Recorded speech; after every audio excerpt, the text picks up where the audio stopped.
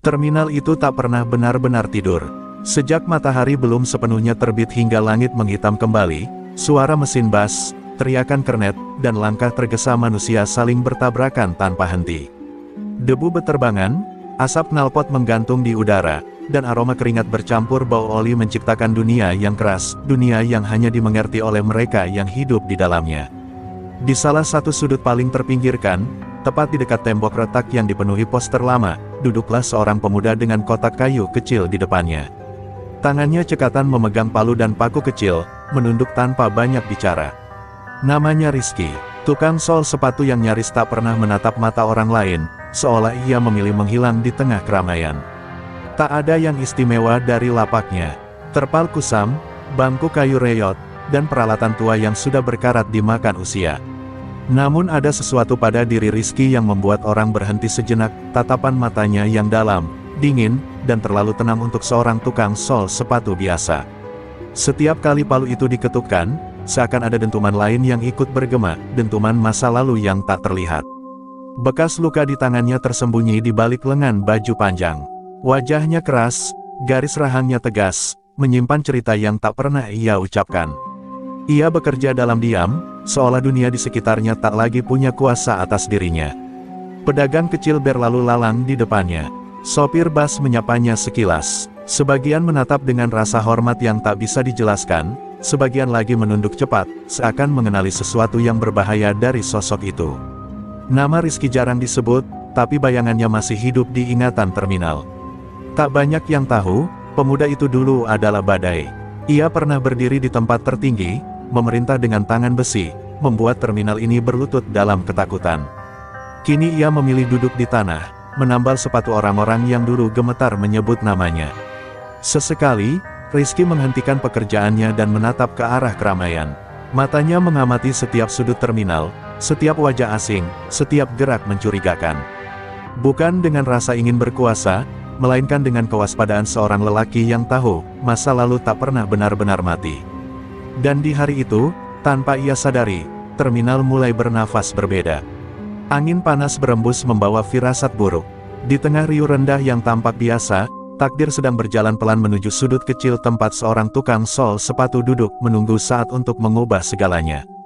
Rizky kembali menunduk pada pekerjaannya, namun pikirannya tak pernah benar-benar tenang. Setiap suara keras di terminal, bentakan kernet, pintu bas dibanting, atau tawa kasar preman, mampu menyeretnya kembali ke masa yang berusaha ia kubur. Masa di mana suara-suara itu adalah musik kekuasaannya. Dulu, terminal ini adalah wilayahnya. Ia tak duduk di sudut, ia berdiri di tengah, disegani sekaligus ditakuti. Setiap lapak, setiap jalur bas, setiap sudut gelap berada di bawah kendalinya. Satu anggukan kepalanya bisa menyelamatkan seseorang, satu tatapan dinginnya bisa menghancurkan hidup orang lain. Rizky muda adalah simbol kekejaman. Tinju berbicara lebih dulu daripada kata-kata. Darah di lantai terminal bukan pemandangan asing baginya. Ia belajar cepat bahwa rasa takut adalah mata uang paling berharga di dunia keras itu. Dan ia menggunakannya tanpa ragu. Tak ada belas kasihan saat itu. Pedagang yang menolak membayar dipukuli. Sopir yang melawan dibuat kapok. Bahkan sesama preman yang mencoba menyaingi kekuasaannya berakhir tersungkur, bertekuk lutut, atau menghilang begitu saja. Nama Rizky dulu diucapkan dengan suara bergetar. Namun kekuasaan selalu menuntut harga. Semakin tinggi ia berdiri, semakin banyak mata yang menunggu ia jatuh. Kepercayaan berubah menjadi iri. Kesetiaan berubah menjadi pengkhianatan. Terminal yang dulu tunduk perlahan menyiapkan pisau dari belakang. Satu malam, darah mengalir lebih deras dari biasanya. Bukan darah musuh, melainkan darah orang-orang yang pernah berdiri di sisinya. Sejak malam itu, Rizky tahu, dunia yang ia bangun dengan kekerasan akan menelannya hidup-hidup. Ia menghilang tanpa jejak, tak ada perlawanan, tak ada pengumuman. Raja terminal turun dari tahtanya sendiri, membawa luka yang tak terlihat. Sejak saat itu, Rizky tak lagi mengejar kekuasaan, ia hanya ingin bertahan hidup dan menebus dosa yang terlalu banyak untuk dihitung. Kini, saat ia memegang sepatu usang milik seorang kuli panggul, tangannya sempat bergetar. Bukan karena lelah, tapi karena ingatan. Setiap jahitan terasa seperti hukuman. Setiap paku yang ia tancapkan seolah menahan jeritan masa lalu agar tak keluar. Rizky menarik napas panjang. Ia memilih diam, memilih rendah, memilih dilupakan. Namun ia tahu satu hal yang tak bisa dihindari, darah yang pernah tumpah di terminal ini belum selesai menagih. Dan cepat atau lambat, masa lalu itu akan datang mencarinya kembali. Malam itu, terminal berubah menjadi neraka yang sunyi. Lampu-lampu redup memantulkan bayangan panjang di lantai basah, sementara hujan turun tanpa suara, seolah ikut menyembunyikan dosa yang akan terjadi.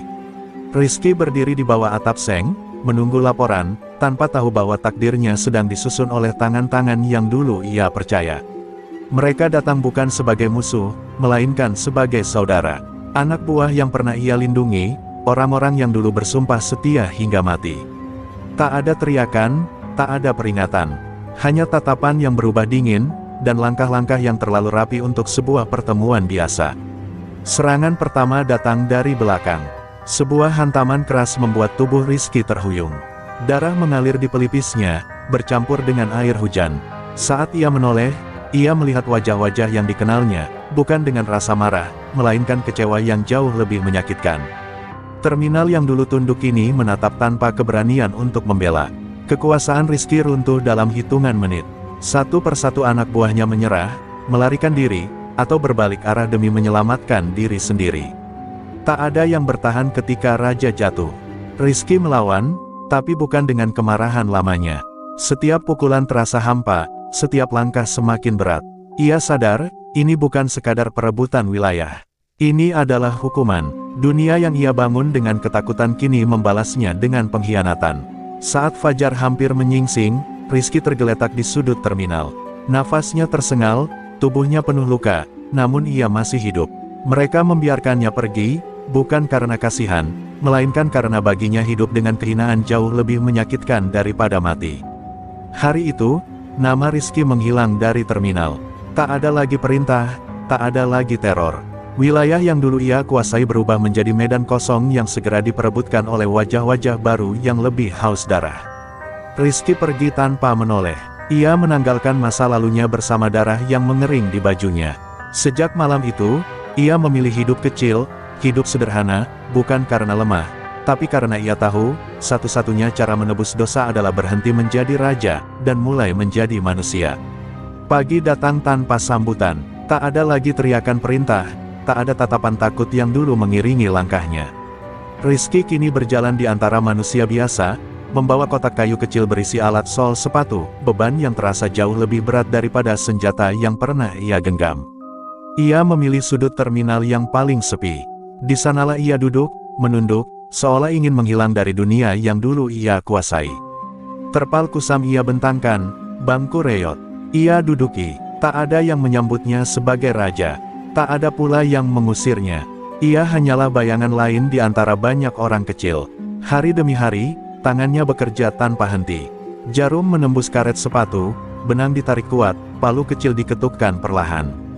Setiap tusukan terasa seperti hukuman yang pantas. Setiap bunyi palu mengingatkannya pada tulang yang pernah ia hancurkan tanpa penyesalan. Orang-orang datang dengan sepatu rusak dan wajah lelah. Kuli panggul, sopir, pedagang asongan, mereka yang dulu sering ia tekan kini duduk di depannya.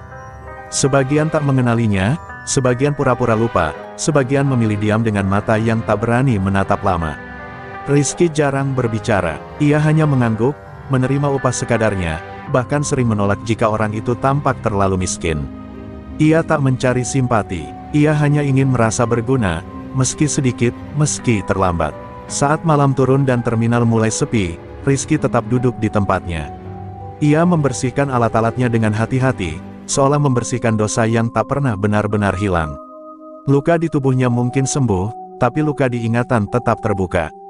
Ada malam-malam ketika ia terbangun dengan napas terengah, mendengar jeritan masa lalu di kepalanya.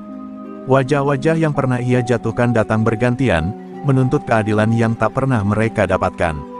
Namun setiap pagi, Rizky kembali ke sudut terminal. Ia kembali menambal sepatu, karena ia tahu, selama tangannya masih bekerja untuk orang kecil, selama ia masih memilih hidup rendah, mungkin suatu hari, dosa-dosanya akan berhenti menagih. Terminal kembali ramai seperti biasa. Bus datang dan pergi, suara mesin bersahutan, tawa penumpang bercampur keluh kesah pedagang. Dari luar, Semuanya tampak hidup, bahkan nyaris damai.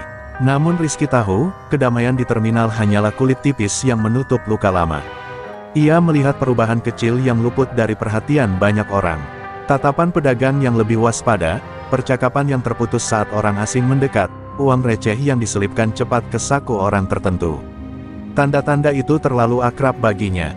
Di sudut lain terminal, wajah-wajah baru mulai menguasai ruang. Anak-anak muda dengan sikap sok berani, berdiri berkelompok, tertawa keras tanpa alasan. Mereka bukan penumpang, bukan pedagang, dan jelas bukan orang yang bekerja. Rizky memperhatikan dari kejauhan. Ia melihat bagaimana mereka mendekati lapak pedagang satu persatu, berbicara singkat dengan nada mengancam. Tak ada teriakan, tak ada pemukulan, belum. Hanya isyarat, senyum palsu, dan tangan yang menunggu jatah. Beberapa pedagang datang ke lapak sol sepatunya dengan wajah pucat. Mereka duduk lebih lama dari biasanya, seolah mencari perlindungan dalam diam. Rizky mendengar potongan kalimat, uang keamanan, anak baru, lebih kasar dari yang dulu. Ia menunduk, tetap bekerja, namun dadanya terasa sesak. Ia tahu bagaimana semua ini dimulai. Kekosongan kekuasaan selalu mengundang binatang buas baru. Terminal tak pernah benar-benar belajar dari darah yang pernah tumpah. Malam hari, suara ribut terdengar di kejauhan. Seorang pedagang tua ditarik paksa karena terlambat menyetor. Tak ada yang berani menolong. Terminal menahan napas, persis seperti dulu. Rizky mengepalkan tangan di balik meja kecilnya. Ia masih memilih diam, bukan karena takut, tapi karena ia tahu, bara ini belum menjadi api.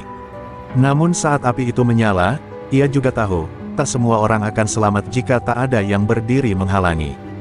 Bisik-bisik itu bermula dari mulut ke mulut, lirih namun tajam.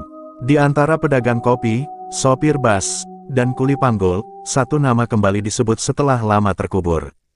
Bukan dengan suara lantang, melainkan dengan kehati-hatian, seolah menyebutnya terlalu keras bisa membangkitkan hantu lama. Rizky masih hidup. Awalnya hanya rumor. Seorang pedagang bersumpah melihat bekas luka di tangan tukang sol sepatu. Seorang sopir mengaku mengenali tatapan dingin itu. Potongan-potongan kecil mulai menyatu, membentuk bayangan yang tak asing bagi terminal. Nama Rizky kembali beredar seperti asap. Tak terlihat, tapi terasa. Pedagang mulai membandingkan masa lalu dan sekarang.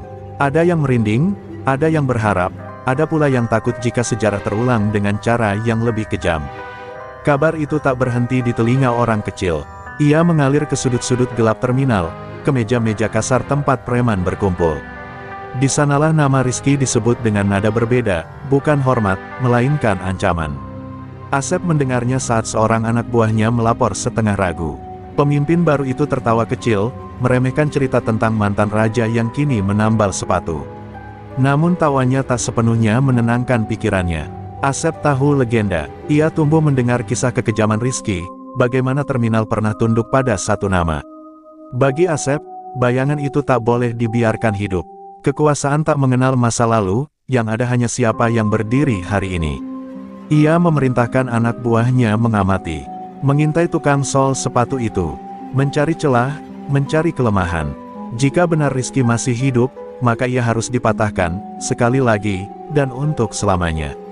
Sementara itu, di sudut terminal, Rizky tetap menunduk pada pekerjaannya. Ia tak tahu seberapa jauh bisik-bisik itu menyebar. Namun nalurinya bergetar, udara terasa lebih berat, dan langkah-langkah di sekitarnya tak lagi sekadar berlalu, mereka mengamati. Asep menguasai terminal dengan cara yang berbeda, namun tak kalah kejam. Ia tak membutuhkan legenda atau cerita lama, cukup kekerasan cepat dan contoh yang membuat orang jera. Di bawah komandonya, preman-preman muda bergerak tanpa banyak tanya, memungut setoran seperti rutinitas harian. Ia menikmati kekuasaan itu. Berdiri di tengah lingkaran anak buahnya, Asep merasa terminal akhirnya memiliki pemilik baru. Namun di balik senyumnya yang sombong, ada satu hal yang terus mengusik nama Rizky. Bayangan masa lalu yang tak pernah ia alami sendiri, tapi cukup kuat untuk menggoyahkan ketenangannya. Asep membenci legenda, ia percaya kekuasaan harus nyata, terlihat, dan dirasakan. Selama orang-orang masih membisikkan nama Rizky, selama ada ketakutan yang bukan berasal darinya, terminal belum sepenuhnya milik Asep. Ia memerintahkan anak buahnya mencari tahu lebih dalam. Bukan sekadar memastikan identitas tukang sol sepatu itu, tapi memancing reaksinya. Asep ingin tahu, apakah singa tua itu benar-benar telah mati, atau hanya tidur menunggu saat yang tepat untuk bangun. Beberapa pedagang sengaja ditekan di dekat lapak Rizky. Anak buah Asep berbuat lebih kasar dari biasanya, berharap melihat amarah atau perlawanan. Namun yang mereka temukan hanya keheningan dan kepala yang tetap menunduk. Diam Rizky justru membuat Asep semakin gelisah. Ia tahu, orang yang pernah memegang kekuasaan sejati tak akan benar-benar kehilangan nalurinya. Dan naluri itu berbahaya jika dibiarkan tumbuh. Di sisi lain, Asep juga ingin menunjukkan kepada semua orang, bahkan kepada dirinya sendiri, bahwa ia lebih kuat dari legenda manapun. Menghancurkan Rizky bukan sekadar strategi, melainkan simbol. Simbol bahwa masa lalu telah berakhir. Maka Asep memutuskan satu hal, ia akan datang sendiri. Tak lagi mengirim mata-mata, tak lagi bermain bayangan. Jika Rizky memang hidup, maka terminal akan menyaksikan siapa yang pantas berdiri di puncak kekuasaan, dan siapa yang harus bertekuk lutut selamanya. Sore itu, terminal terasa lebih panas dari biasanya. Matahari condong ke barat, menyinari lantai beton yang penuh noda oli dan jejak langkah ribuan orang. Rizky tetap duduk di lapaknya, palu kecil di tangan, seolah hari itu tak berbeda dari hari-hari sebelumnya. Langkah-langkah berat terdengar mendekat, bukan langkah penumpang, bukan langkah pedagang. Langkah itu teratur, penuh percaya diri, dan berhenti tepat di sekeliling lapak sol sepatu. Satu persatu bayangan jatuh menutupi tubuh Rizky. Asep berdiri paling depan, senyumnya miring, matanya tajam menelanjangi. Di belakangnya, anak buah berdiri melingkar, tertawa kecil, mengejek lapak reot yang kontras dengan cerita besar tentang masa lalu pemiliknya. Jadi ini rajanya, ejek salah satu dari mereka. Tawa pecah, kasar dan menghina. Beberapa penumpang melambatkan langkah, pedagang pura-pura sibuk, namun tak ada yang berani mendekat. Rizky tetap menunduk, tangannya terus bekerja, jarum menembus karet sepatu dengan tenang. Ia mendengar semuanya, namun memilih diam. Diam yang justru membuat suasana semakin tegang. Asep berjongkok, sejajar dengan wajah Rizky. Jarak mereka hanya sejengkal. Katanya dulu kamu bikin terminal ini berlutut, ucapnya pelan, tapi penuh racun. Sekarang kamu cuma bikin sepatu orang lain kuat jalan. Untuk pertama kalinya, Rizky menghentikan tangannya. Ia mengangkat wajah perlahan. Tatapan mereka bertemu, tatapan pemuda haus kekuasaan dengan mata lelaki yang sudah pernah kehilangan segalanya. Tawa anak buah Asep mereda seketika. Terminal menahan napas. Di antara deru mesin dan teriakan jauh, ada sesuatu yang tak kasat mata sedang bertabrakan. Masa lalu dan masa kini saling menimbang, menentukan siapa yang akan berdiri, dan siapa yang akan jatuh. Asep berdiri kembali, tersenyum dingin. Nikmati soremu, katanya sebelum berbalik pergi. Namun Rizky tahu, itu bukan akhir. Itu adalah peringatan. Dan sejak sore itu, lapak sol sepatu kecil itu tak lagi sekadar tempat mencari nafkah, melainkan pusat badai yang akan segera pecah. Keesokan harinya, terminal terasa berbeda. Bukan karena lebih sepi, melainkan karena udara dipenuhi rasa waspada. Orang-orang berbicara pelan, mata mereka sering melirik ke satu arah, ke sudut tempat lapak sol sepatu Rizky berada. Seolah semua menunggu sesuatu yang tak terucap. Asep datang tanpa sembunyi-sembunyi. Kali ini bukan sore yang tenang, melainkan siang bolong saat terminal sedang penuh-penuhnya. Anak buahnya menyebar, berdiri di titik-titik strategis, membuat lingkaran tak kasat mata yang menutup ruang gerak. Asep berdiri di atas bangku kayu, suaranya lantang memotong hiruk-pikuk. Kalian semua tahu siapa dia, katanya sambil menunjuk Rizky. Suara mesin bas perlahan mereda, langkah-langkah berhenti. Terminal mulai mendengarkan. Jangan tertipu lapak kecil itu, lanjut Asep. Dia bukan tukang sol sepatu biasa. Dia Rizky, raja terminal yang dulu bikin kalian semua takut keluar rumah. Kata-kata itu jatuh seperti palu, menghantam ingatan kolektif yang tak pernah benar-benar hilang. Terminal mendadak sunyi. Beberapa pedagang terdiam kaku, wajah mereka memucat. Sopir-sopir saling pandang, sebagian menunduk, sebagian tak bisa melepaskan mata dari sosok di sudut itu. Nama yang disebut Asep terasa lebih berat dari suara apapun. Rizky berdiri perlahan, tak ada kemarahan di wajahnya, hanya kelelahan panjang. Ia tak membantah, tak pula membela diri. Pengakuan itu tak keluar dari mulutnya, namun sikapnya cukup menjawab semuanya.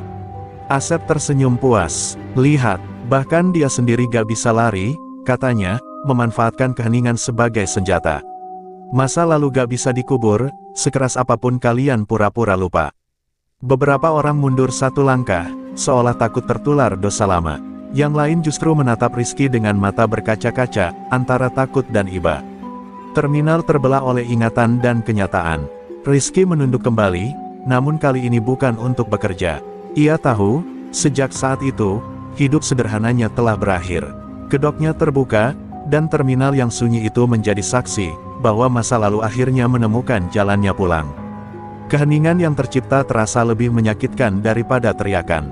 Rizky berdiri di tengah tatapan ratusan mata, merasa telanjang tanpa perlindungan.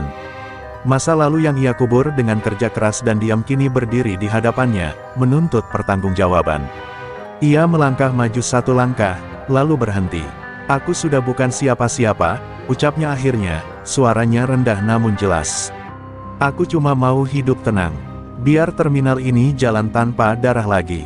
Kata-kata itu bukan pembelaan, melainkan permohonan yang lahir dari kelelahan panjang. Asep tertawa, keras dan sengaja. Tawa itu memantul di dinding terminal, menghancurkan sisa-sisa harapan akan kedamaian. "Terlambat," katanya. "Legenda hidup itu bahaya. Selama kamu ada, kekuasaanku gak akan pernah utuh."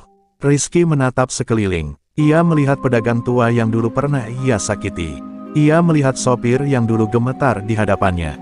Wajah-wajah itu kini kembali menunduk, bukan karena hormat, melainkan takut sejarah terulang. "Aku gak mau bertarung," kata Rizky lagi. Tangannya terbuka, kosong. "Kalau ini tentang aku, lepaskan mereka. Jangan ada yang terluka." Asep mendekat, suaranya merendah, namun lebih mematikan. "Terminal cuma punya satu hukum," bisiknya. "Yang berdiri di atas, dan yang bertekuk lutut. Pilihannya simpel, tunduk padaku, atau mati di depan mereka semua." Rizky memejamkan mata sejenak. Ia tahu tunduk berarti menyerahkan sisa martabatnya, menjadi simbol kekalahan yang hidup. Tapi melawan berarti membuka pintu darah, sesuatu yang ia janjikan pada dirinya sendiri tak akan ia lakukan lagi. Saat ia membuka mata, tatapannya tak lagi ragu, namun penuh beban. Pilihan apapun akan menghancurkan seseorang. Dan di tengah terminal yang kembali menahan napas, Rizky sadar takdirnya tak lagi miliknya sendiri.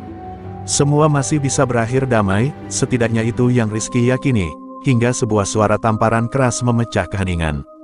Seorang pedagang tua tersungkur ke lantai, dipukul tanpa ampun oleh anak buah Asep hanya karena terlalu lama diam.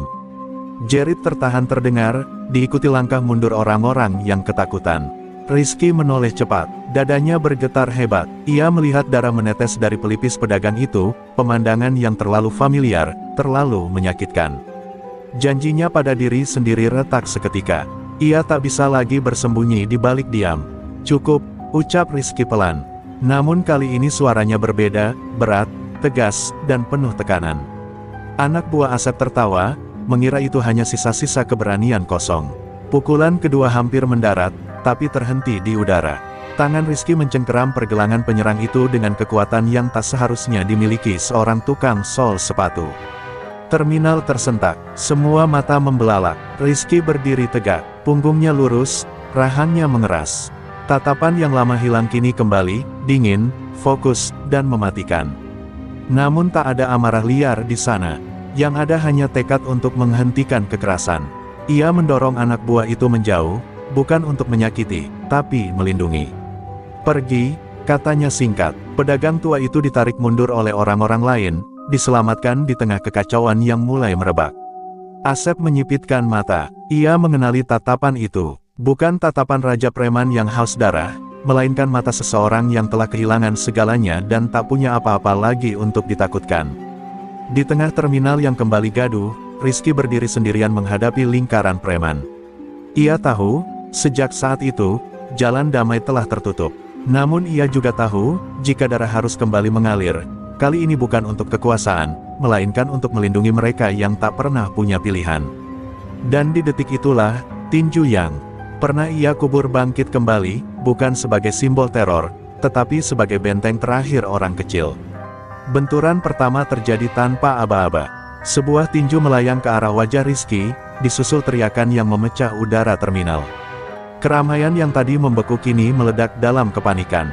Penumpang berlarian, pedagang menarik gerobak, suara mesin bas bercampur jerit ketakutan. Rizky menghindar setengah langkah, tubuhnya bergerak otomatis, seolah mengingat sesuatu yang tak pernah benar-benar pergi. Ia menangkis, membalas, lalu menahan diri, setiap gerakannya terukur, bukan untuk membunuh, melainkan untuk bertahan. Anak buah Asep datang dari segala arah. Jumlah mereka terlalu banyak, pukulan bertubi-tubi menghujani tubuh Rizky, namun ia tetap berdiri. Setiap kali ia jatuh, ia bangkit lagi, napasnya berat, keringat bercampur darah tipis di sudut bibirnya. Asep maju menerobos kerumunan. "Lihat dia!" teriaknya, legenda yang katanya sudah mati. Ia menyerang dengan brutal, tanpa aturan. Tinju mereka beradu keras, suara benturannya menggema seperti palu menghantam besi. Rizky terhuyung saat satu pukulan telak mengenai rusuknya. Dunia berputar sesaat, namun ia bertahan dengan lutut gemetar. Dalam kepalanya, wajah-wajah pedagang dan sopir berkelebat, alasan mengapa ia tak boleh tumbang sekarang. Ia membalas Asep dengan sisa tenaga yang ada. Pukulan itu tak sekuat dulu, tapi cukup untuk membuat Asep mundur satu langkah. Terminal bersorak setengah tertahan, bukan sorak kemenangan, melainkan harapan yang rapuh. Namun jumlah tak pernah memihak keberanian. Dari belakang, pukulan menghantam punggung Rizky. Dari samping, tendangan membuatnya tersungkur. Ia dikeroyok, ditahan, dipukul tanpa ampun. Setiap detik terasa seperti perampasan nyawa yang perlahan. Meski tubuhnya hampir tak sanggup bergerak, Rizky masih berusaha melindungi. Ia meraih kaki seseorang, mendorong yang lain menjauh, menciptakan ruang agar orang kecil bisa lari. Di tengah kekacauan itu, satu hal menjadi jelas, ini bukan pertarungan untuk menang, melainkan pengorbanan. Dan di tengah terminal yang kini menjadi arena kekerasan, Rizky melawan bukan dengan harapan hidup, melainkan dengan keberanian terakhir seorang lelaki yang memilih berdiri sampai akhir, meski tahu ia sedang kalah. Di tengah hiruk-pikuk pertarungan, Rizky hampir tak lagi membedakan suara. Dunia menyempit menjadi denyut di pelipisnya dan nyeri di setiap tarikan napas. Ia bertahan dengan sisa kesadaran, berdiri di antara bayangan-bayangan yang menyerangnya tanpa henti.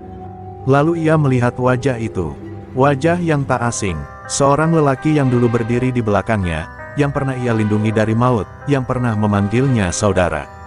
Mata mereka bertemu sepersekian detik, cukup lama untuk mengenali, cukup singkat untuk menghancurkan. Rizky membuka mulut, hendak berkata sesuatu. Mungkin nama, mungkin peringatan, namun kata-kata itu tak pernah keluar. Sebuah tusukan menghantam dari belakang, tepat di bawah tulang rusuk. Rasa panas menjalar cepat, memutus napasnya. Tubuh Rizky menegang, tangannya gemetar, lalu melemah. Darah mengalir membasahi lantai terminal, bercampur debu dan noda oli. Suara di sekitarnya seolah menjauh, digantikan dengung panjang yang menusuk telinga. Ia menoleh perlahan, menatap pengkhianat itu. Tak ada amarah di matanya, hanya kelelahan dan kekecewaan yang dalam. Lelaki itu menunduk, tak sanggup menatap balik. Pengkhianatan selalu membutuhkan alasan, tapi tak pernah cukup kuat untuk dibenarkan. Asep tertawa puas melihat Rizky goyah. "Begini akhir legenda," katanya dingin. Anak buahnya bersorak, namun suaranya terdengar jauh, seperti datang dari dunia lain. Rizky berlutut, lututnya menghantam lantai dengan suara tumpul. Tangan kirinya menahan luka, tangan kanannya menyentuh tanah.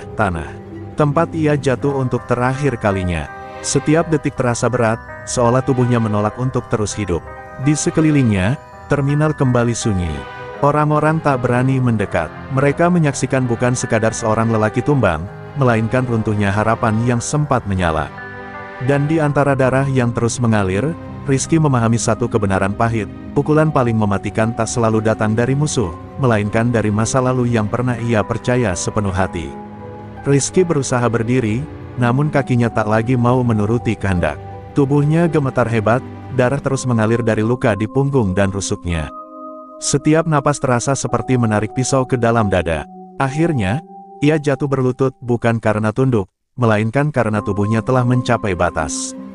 Di sekelilingnya, suara pertarungan meredup. Yang tersisa hanyalah langkah kaki, desahan napas berat, dan tatapan dingin para preman. Terminal seperti menahan waktu, menyaksikan momen ketika seorang lelaki yang memilih berdiri kini dipaksa menyentuh tanah. Beberapa orang masih mencoba melindunginya. Anak buah kecil yang dulu setia, mereka yang pernah ia selamatkan, yang memilih tetap berada di sisinya meski tahu risikonya, maju dengan keberanian yang nyaris nekat. Mereka bukan petarung hebat, hanya orang-orang biasa yang tak rela melihat Rizky jatuh sendirian. Satu persatu, mereka tumbang. Ada yang dipukul hingga terlempar, ada yang jatuh dan tak bangkit lagi. Mereka kalah jumlah, kalah tenaga, namun tak ada yang mundur. Kesetiaan mereka dibayar mahal, dan terminal menjadi saksi pengorbanan yang tak akan pernah tercatat. Rizky menoleh, matanya basah bukan oleh darah, melainkan rasa bersalah. "Pergi," bisiknya lirih, nyaris tak terdengar. Namun tak satu pun dari mereka beranjak. Mereka tahu, ini bukan lagi tentang menang atau kalah, ini tentang tidak meninggalkan seorang yang telah memilih melindungi mereka. Asep melangkah maju, menatap pemandangan itu dengan wajah tanpa emosi. "Inilah akibatnya," katanya pelan. "Orang-orang kecil yang sok berani." Kata-katanya jatuh seperti vonis, dingin dan tanpa belas kasihan. Rizky menundukkan kepala, rambutnya basah oleh keringat dan darah. Di posisi itu, berlutut di lantai terminal, ia terlihat rapuh, namun juga berbeda. Tak ada ketakutan di wajahnya. Yang ada hanyalah penerimaan, seolah ia telah lama siap untuk akhir ini. Dan di saat itu, terminal memahami satu hal yang pahit, Rizky memang telah bertekuk lutut, namun bukan sebagai raja yang kalah. Ia jatuh sebagai perisai terakhir, ditemani oleh mereka yang memilih setia hingga napas terakhir. Napas Rizky tersengal, pendek dan berat. Setiap hembusan terasa seperti perpisahan kecil dengan hidup yang masih bertahan di ujung kesadaran. Dunia di sekitarnya memudar, namun satu hal justru semakin jelas, wajah-wajah orang kecil yang berdiri jauh, masih selamat. Ia memalingkan pandangannya perlahan. Pedagang tua yang tadi dipukul kini disangga oleh dua orang lain. Sopir bus berdiri kaku dengan mata merah. Tak ada teriakan, tak ada perlawanan, hanya keheningan yang dipenuhi rasa kehilangan. Darah terus mengalir dari tubuh Rizky, merembes ke lantai terminal yang dingin. Namun ia tak lagi merasakan sakit seperti sebelumnya. Rasa perih itu digantikan kelegaan yang aneh, seolah beban panjang di dadanya mulai terangkat satu persatu. Di sudut bibirnya, senyum tipis muncul. Bukan senyum kemenangan, melainkan senyum seorang lelaki yang akhirnya menemukan makna dari hidup yang hancur dan dibangun kembali. Ia telah gagal menjadi raja, namun berhasil menjadi pelindung. Pikirannya melayang ke hari-hari sunyi di lapak sol sepatu. Pada palu kecil, jarum, dan benang yang ia gunakan untuk menambal alas kaki orang-orang yang tak pernah punya pilihan. Di sanalah, tanpa ia sadari, ia telah menambal jiwanya sendiri. Ia menutup mata sejenak, lalu membukanya kembali. Terminal masih berdiri, orang-orang masih bernapas. Itu saja yang ia butuhkan sebagai jawaban. Dunia tak runtuh bersamanya. Rizky menarik napas terakhirnya dengan perlahan, seolah tak ingin mengganggu siapapun. Senyumnya tetap bertahan, kecil namun jujur. Dalam diam, ia berkata pada dirinya sendiri, ini sudah cukup. Dan di detik-detik terakhir itu, ketika tubuhnya mulai kehilangan kehangatan, Rizky pergi tanpa penyesalan. Karena ia tahu, untuk pertama kalinya dalam hidupnya, ia mati sebagai manusia yang benar. Asep melangkah mendekat dengan wajah datar, seolah yang tergeletak di depannya bukan manusia, melainkan sisa masalah yang harus dibereskan. Kerumunan membuka jalan tanpa suara. Tak ada yang berani bergerak, tak ada yang berani menatap terlalu lama. Rizky sudah hampir tak sadar. Tubuhnya terkulai, napasnya tipis seperti benang yang siap putus. Namun matanya masih terbuka setengah, cukup untuk melihat bayangan terakhir yang berdiri di hadapannya. Legenda harus mati, ucap Asep singkat. Tak ada teriakan kemenangan, tak ada emosi. Hanya keputusan dingin dari seseorang yang takut pada bayangan masa lalu. Pukulan terakhir itu cepat dan kejam. Tubuh Rizky terhantam, lalu terdiam. Kepalanya jatuh ke lantai terminal dengan suara pelan, hampir tak terdengar, namun cukup untuk mengakhiri segalanya. Tak ada jerit, tak ada kepanikan. Terminal kembali sunyi seketika, seperti ditelan ruang hampa. Namun sunyi kali ini berbeda. Bukan sunyi ketakutan, melainkan sunyi kehilangan. Seorang pedagang perempuan menutup mulutnya, menahan tangis. Seorang sopir menundukkan kepala. Beberapa orang memejamkan mata, tak sanggup menyaksikan akhir itu. Tukang sol sepatu yang sederhana kini terbaring tak bernyawa di lantai yang sama tempat ia bekerja menebus dosa. Darah membentuk genangan kecil di sekeliling tubuh Rizky. Tak ada yang berani melangkah melewatinya. Seolah terminal itu sendiri memberi ruang, memberi hormat terakhir kepada lelaki yang gugur tanpa meminta apapun. Asep berbalik pergi, meninggalkan tubuh yang telah ia habisi. Namun ia tak mendengar sorak, tak mendengar pujian. Yang tersisa hanyalah keheningan berat, dan perasaan aneh bahwa sesuatu yang penting telah hilang selamanya. Di tempat itu, Rizky tewas di depan umum. Namun bersamaan dengan kematiannya, Terminal kehilangan bukan sekadar seorang tukang sol sepatu, melainkan hati nurani yang sempat berdiri melindungi mereka semua. Keheningan itu tak bertahan lama. Di tengah terminal yang membeku oleh duka, sesuatu mulai bergerak perlahan, tapi pasti.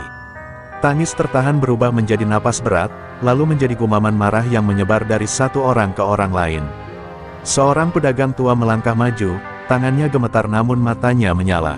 "Dia mati buat kita," ucapnya lirih, namun cukup untuk didengar orang-orang di sekitarnya. Kata-kata itu seperti percikan api di atas bensin. Sopir-sopir bus turun dari kendaraan mereka.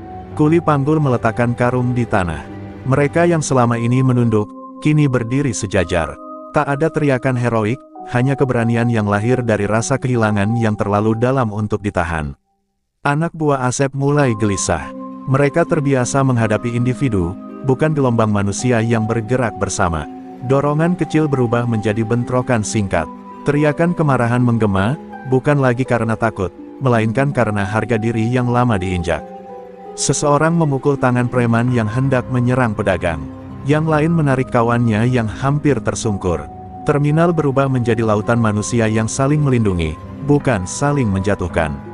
Rizky mungkin telah jatuh, tapi keberaniannya berdiri di banyak tubuh.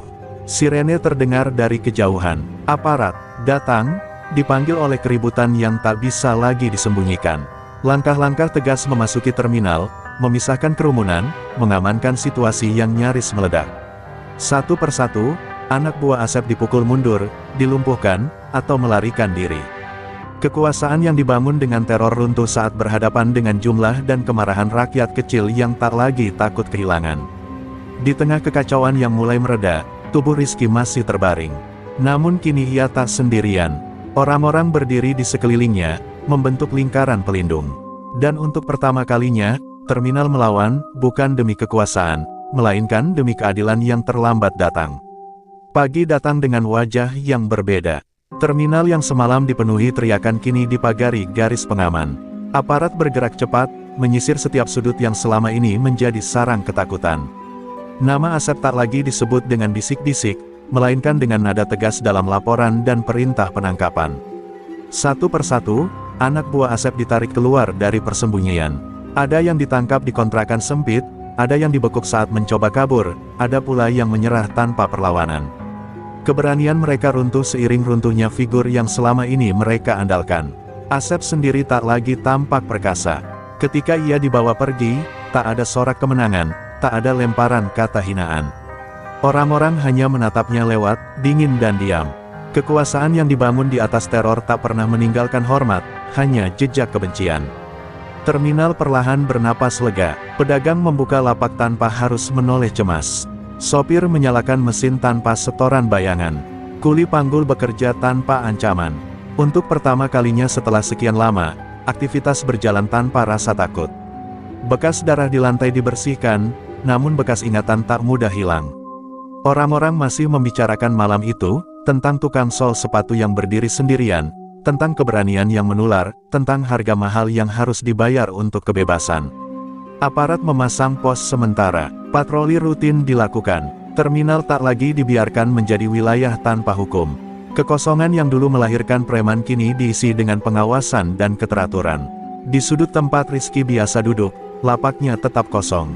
Tak ada terpal, tak ada bangku reyot. Namun orang-orang sering berhenti sejenak di sana, menunduk singkat, lalu melanjutkan langkah dengan wajah yang lebih tegak. Kelompok Asep telah runtuh, dibubarkan oleh hukum dan keberanian rakyat kecil.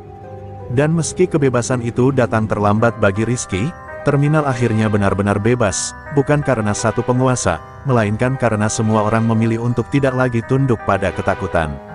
Sudut terminal itu kini terasa berbeda. Di tempat yang dulu selalu terdengar ketukan palu kecil dan gesekan benang, hanya ada ruang kosong yang sunyi. Tak ada terpal, tak ada bangku reyot, tak ada kotak kayu, hanya lantai yang lebih bersih dari biasanya, seolah sengaja dijaga. Lapak sol sepatu Rizky dibiarkan kosong. Bukan karena tak ada yang membutuhkan tempat itu, melainkan karena tak ada yang berani mengambilnya. Setiap orang yang lewat melambatkan langkah, menoleh sebentar, lalu menundukkan kepala tanpa kata. Pedagang baru sempat bertanya apakah sudut itu bisa dipakai. Namun pertanyaan itu cepat terhenti oleh lirikan orang-orang lama. Biarkan saja, kata mereka pelan. Tak ada penjelasan panjang, semua sudah paham. Di pagi hari, sinar matahari jatuh tepat di lantai tempat Rizky biasa duduk.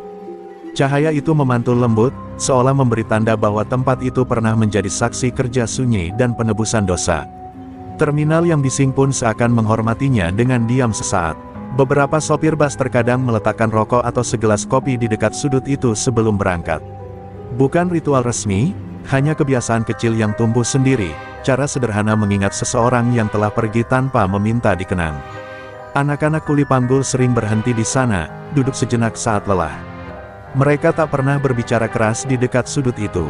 Ada perasaan tak tertulis bahwa tempat tersebut bukan sekadar ruang kosong, melainkan tanah pengorbanan. Lapak itu berubah menjadi simbol. Simbol bahwa kekerasan bisa dihentikan, bahwa masa lalu paling gelap pun masih bisa ditebus, dan bahwa orang kecil bisa berdiri jika ada yang berani memulai. Tak ada patung, tak ada papan nama. Namun semua orang tahu siapa pemilik sejatinya. Terminal mungkin terus bergerak, bus datang dan pergi, manusia berganti wajah, tapi sudut itu tetap menjadi ingatan yang tak tersentuh.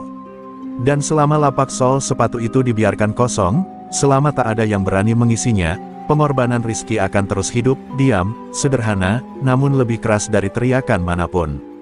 Waktu berlalu, namun nama Rizky tak pernah benar-benar pergi dari terminal itu. Ia tak dikenang sebagai penguasa yang pernah menebar teror, melainkan sebagai tukang sol sepatu yang memilih berdiri ketika semua orang memilih diam. Cerita tentangnya hidup di antara suara mesin dan langkah kaki yang tak pernah berhenti. Orang-orang mulai menyebutnya dengan cara berbeda. Bukan lagi dengan rasa takut, tapi dengan hormat. Para pedagang menceritakan pada pendatang baru tentang lelaki pendiam di sudut terminal yang mati demi melindungi mereka. Sopir-sopir mengangguk pelan setiap kali kisah itu diulang, seolah mengiyakan kebenarannya. Anak-anak kuli panggul tumbuh dengan cerita tentang Rizky. Tentang bagaimana seorang mantan preman memilih menebus dosa, bukan melarikan diri darinya. Tentang bagaimana keberanian sejati tak selalu berdiri di atas, tapi terkadang berlutut demi orang lain. Tak ada monumen untuk Rizky. Tak ada nama jalan, tak ada upacara peringatan. Namun setiap orang tahu, keadilan di terminal itu lahir dari darah seorang tukang sol sepatu. Dari seseorang yang pernah salah, lalu memilih benar di saat terakhir. Ia memang mati bertekuk lutut. Tubuhnya kalah oleh jumlah dan kekejaman. Namun jiwanya tak pernah tunduk. Justru di posisi terendah itulah, ia berdiri paling tinggi dalam ingatan semua orang. Terminal kini berjalan tanpa bayang-bayang preman. Bukan karena takut pada satu nama, melainkan karena ingat pada satu pengorbanan.